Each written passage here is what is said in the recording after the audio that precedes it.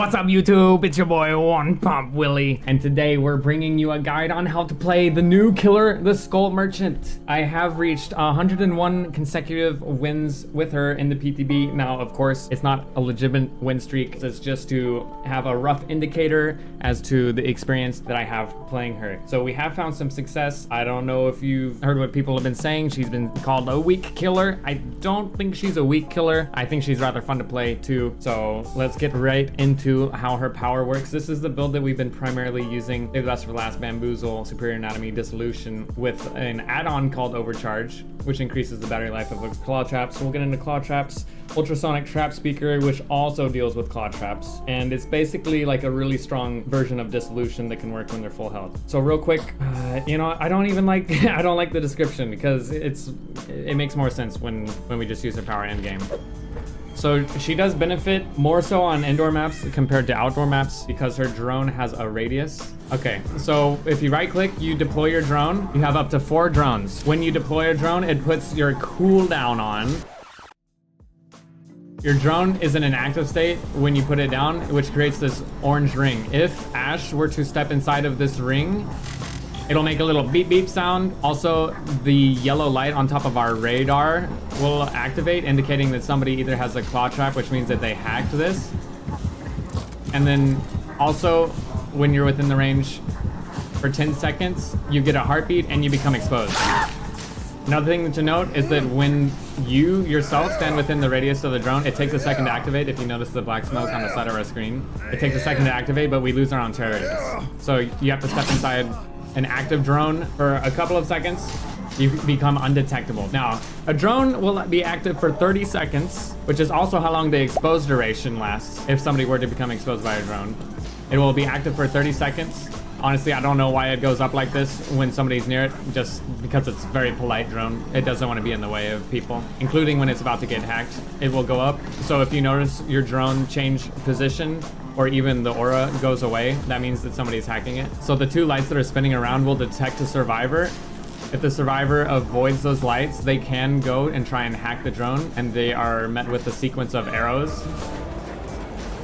So he avoided the lights, and he hacked the drone. Now he has a claw trap indicated by the 3 yellow lights. And also there's the beeping sound that comes with it, and you can see it's on his right arm. So if we were to look at our radar, no matter where he is on the map, we can track him.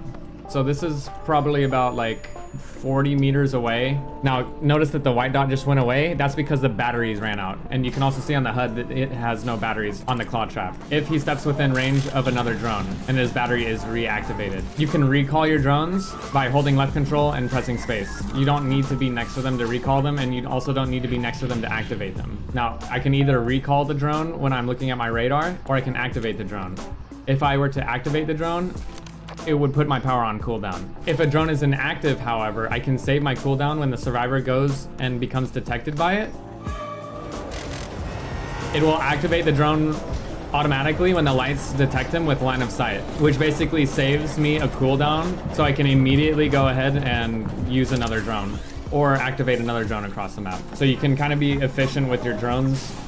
You want to manage your cooldown. You want to get out as many drones as possible, covering objectives. If you were to put a drone through a wall though to defend a gen, it's not going to have line of sight, which means that when it's inactive, somebody can just work on the gen and the drone won't detect them.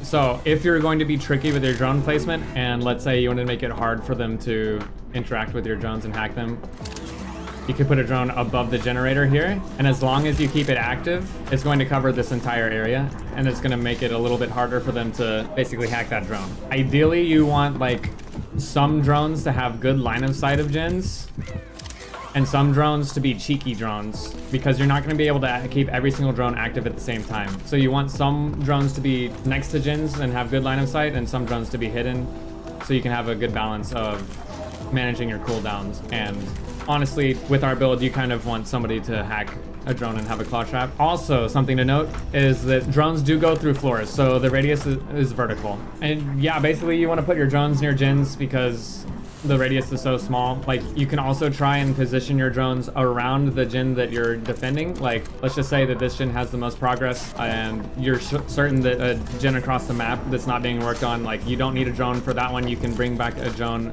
and like set it up next to the one that they want to work on, so that they're working on this one, they're working on this one, they're working on this one. You activate this one when your cooldown comes back, it spooks them, and then they end up being in here for a little minute, and they go run through a nearby one, and they immediately become infected, sorry, exposed.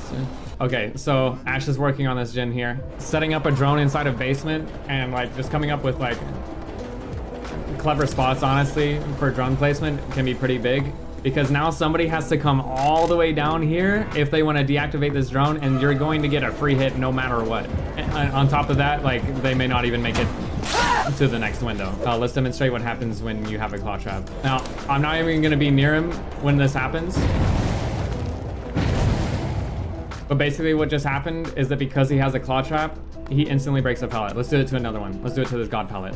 And this is not terror radius based. This is not distance based. This is battery life based. So as long as there's juice in the claw trap, every single pallet that this guy vaults is going to break until the battery is empty, which we can see that it's empty because there's no more lights on the bottom left. So after he vaults this one, the claw trap will break itself.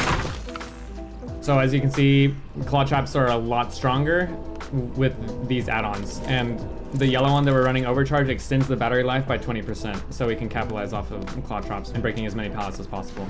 So the radius for the drones is rather small. If for a survivor we're just to W through the entire radius of a drone, he's not going to become exposed because the radius is so small. A good survivor is not going to let you expose them. However, it much like laceration with the trickster, the expose can build up throughout multiple drones.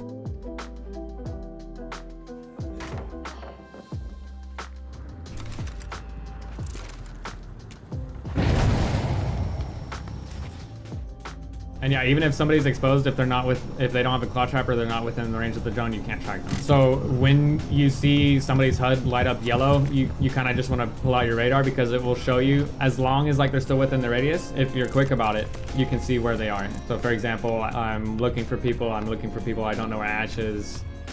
Oh, there's a little beep, check my radar, bam, he's over there. Even if he leaves the radius, I still know that he's over in this area.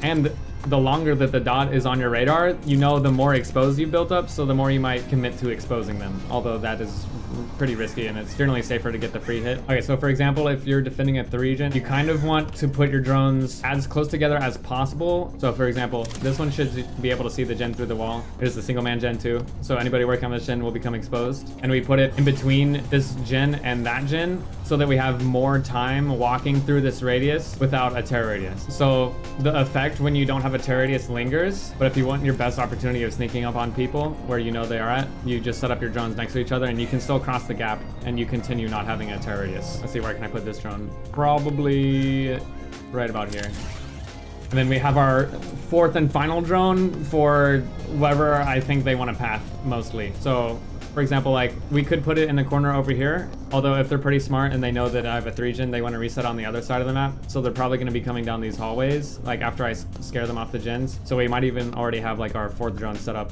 like, around here, which covers this room, it covers this hallway.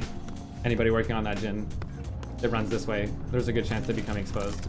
We just need to keep our drones active, though. When it comes to endgame, like, if you're trying to find a survivor, you can put a drone at the exit, and you can put a drone at the other exit, and then close hatch if you suspect they're hiding it out. But yeah, that's basically the killer. Oh, that is something to notice. Hold on. Okay, so normally if you don't have a claw trap and you step within the radius of an inactive drone, it won't tell that you're there. But if he has a claw trap, it automatically detects him through the wall, which is pretty big. That's pretty big. It's a pretty big distinction. So if you have a claw trap, you're much more likely to set off drones. You don't need line of sight. All it takes is to step within the radius. It is really big. And it makes it very hard for someone with a claw trap to work on any sort of gen. And also our add-on will show you,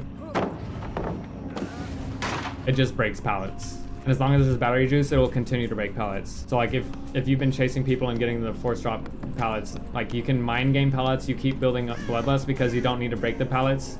For example, play this tile. Whoever has position of the pallet is at an advantage. However, we can just put a drone down and, like, he either has to leave here or he gets hit, because he's gonna get exposed.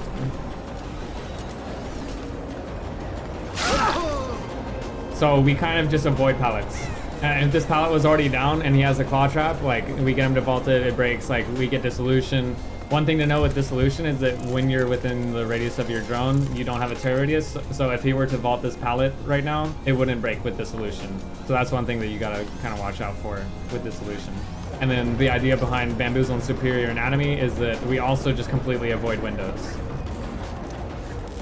Because we can vault so fast, we can catch people off guard really quickly. So our chase potential is really high. Meanwhile, our drones are defending our gen structure. And honestly, that's why this killer is really good. And that's it for the Skull Merchant Guide. I hope you guys learned a thing or two along the way. I'll keep you posted if we find out any more techs and tricks and tips and stuff. Thanks for watching. Until next time, stay pumped. Peace out. I love you. GG, dude.